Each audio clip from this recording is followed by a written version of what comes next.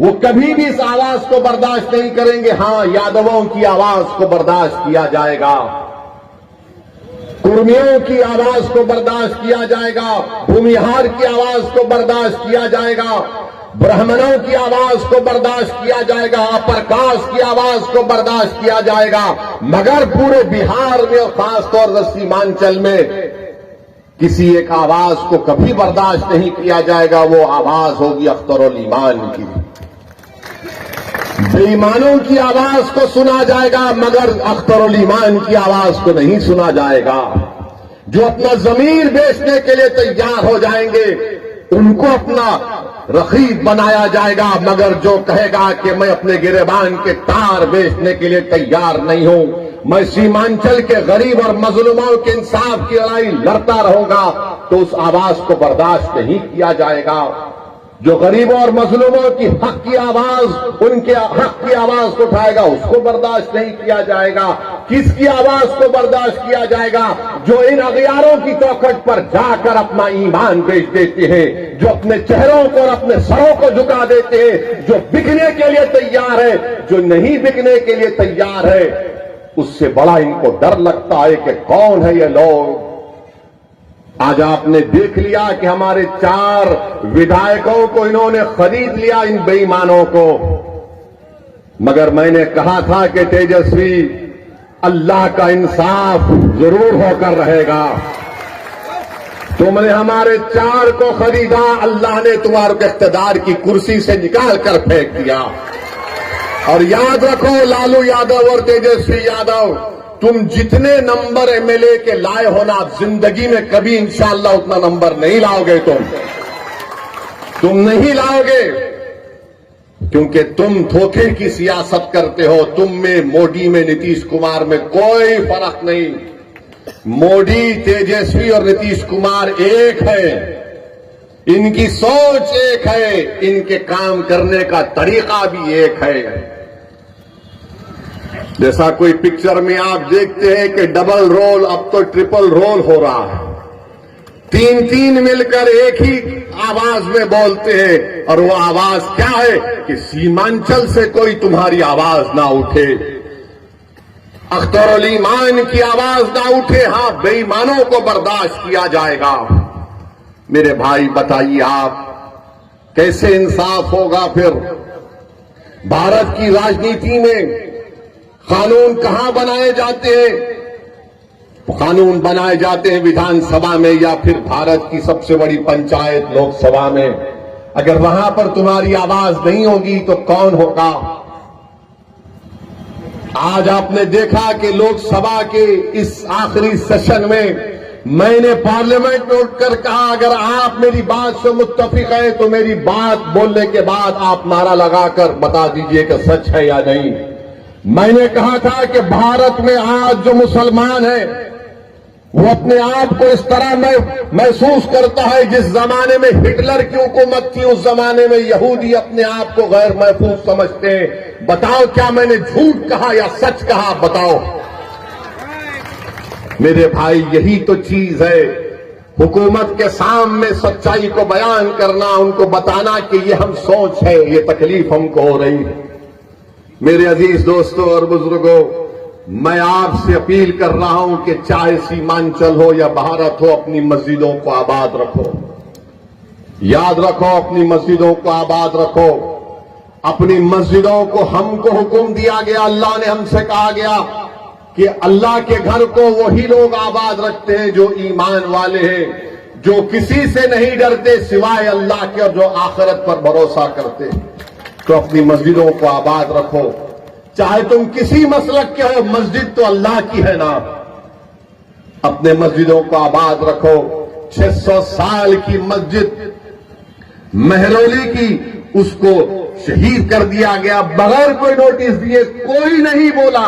ये पूछना था इनसे, आप जिसको आपने अपना वोट दिया था, किसने महरौली की मस्जिद की बात की? असदुद्दीन ओवैसी ने, मजलिस इत्तेहादुल मुस्लिमीन ने बात की। किसने कहा कि जो कोर्ट का फैसला आया वो गलत है? असदुद्दीन ओवैसी ने कहा। जब कर्नाटका में हमारे बच्चियों से हिजाब छीन लिया गया, किसने कहा? मजलिस ने कहा। बताओ, जब सब मजलिस करती है और कहती है तो ये लोग बोलते नहीं ये मिले हुए हैं। अरे भाई, हम कहां मिले हुए हैं? तुम मिले हुए हो।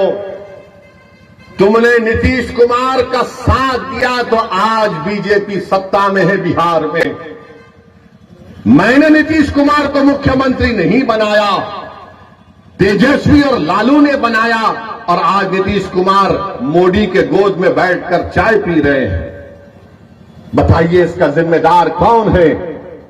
कभी आप सोचो कि आपने वोट दिया था इनको, गठबंधन। मैंने आपसे कहा था कि देखो नीतीश कुमार, ये लोग बीजेपी को एक दिन सत्ता में लेकर आएंगे। मैं बार बार आपसे कहता रहा, मगर आपके दिलो दिमाग पर गठबंधन का एक जादू छाया हुआ था। नहीं ओवैसी साहब, गठबंधन, मैंने कहा ये गठबंधन नहीं है, ये दोबारा सत्ता दे देगा बिहार में आरएसएस को, बीजेपी को। बताओ अब कौन जिम्मेदार है? मेरी शिकायत आपसे है, मेरी शिकायत तेजस्वी नीतीश मोदी से नहीं है। मैं आपको अपना समझकर, अपना बेटा समझकर, अपना भाई समझकर, अगर मैं गलत कह रहा हूं तो मुझे माफ कर दो। मैं आपसे शिकायत करने आया हूं। मैं कहां पर शिकायत करूंगा? मैं किसके सामने जाकर अपनी बात तो करूंगा? मैं तो तुम्हारे घर पे आऊंगा ना। तुम्हारा घर मेरा घर है, तुम्हारा घर अकेला तुम्हारा घर नहीं है। इसलिए मैं बड़े फक्र से कहता हूं कि सीमांचल का हर घर असदुद्दीन ओवैसी का घर है।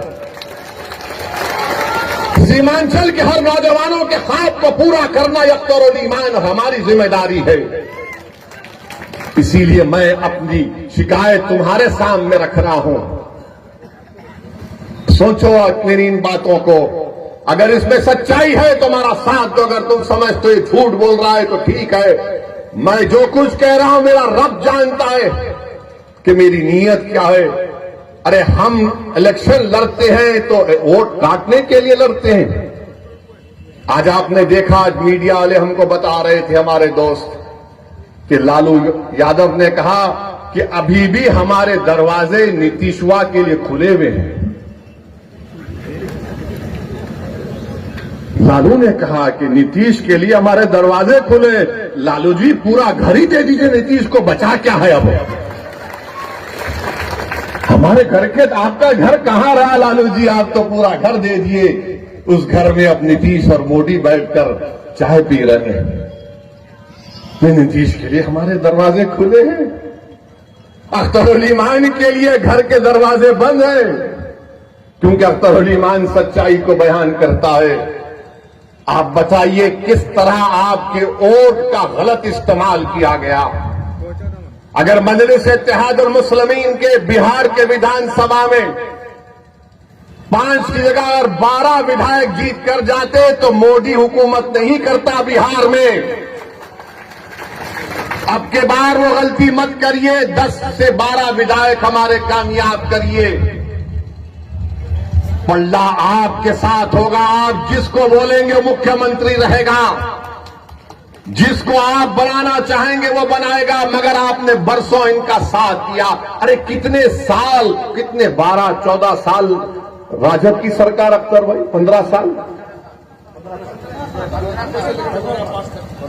15 साल, और नीतीश कुमार पलटू मास्टर, इनके कितने 17 साल, 15 और 17 मिला दीजिए 27 साल, अब 32 साल हो गए। माफ करना, बिहारी मैच में अच्छा होता है। 32 साल हो गए।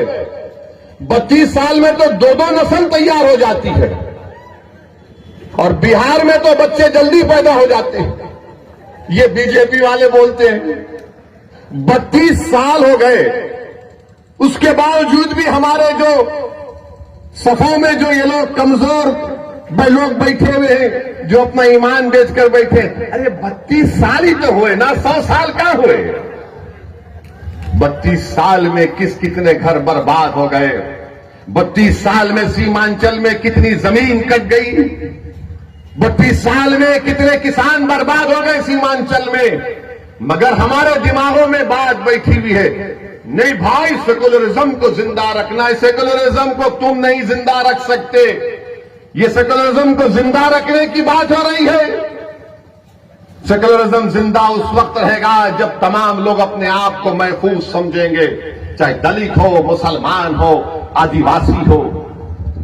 सेकुलरिज्म की बात ये लोग अपने बेटे को मुख्यमंत्री बनाना चाहते हैं। लालू, मेरा बेटा मुख्यमंत्री बन जाए तो बिहार का कल्याण हो जाए, मेरा बेटा मुख्यमंत्री की कुर्सी पर बैठ जाए तो सबका टन टनाटन फायदा हो जाएगा। मेरे भाई, ये कब तक खानदान और पानदान की राजनीति चलती रहेगी, ये आपको फैसला करना है। अख्तर उल ईमान का आपने हमेशा साथ किया। अख्तर उल ईमान ही ने बता दिया आपको कि कैसे 4 तो भाग गए, बंदरों की तरह दीवार कूदकर भाग गए।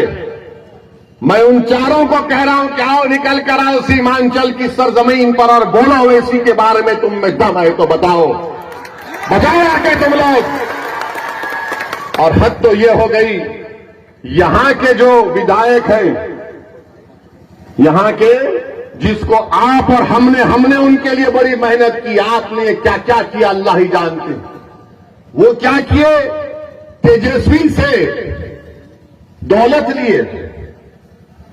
लिए दुबई में होटल खोले, दुबई में होटल खोले। होटल का नाम क्या लिखा, हैदराबादी बिरयानी। चलो शुक्रिया आजाद, कम से कम तुमने हैदराबाद को याद तो किया अपना जमीर बेचकर।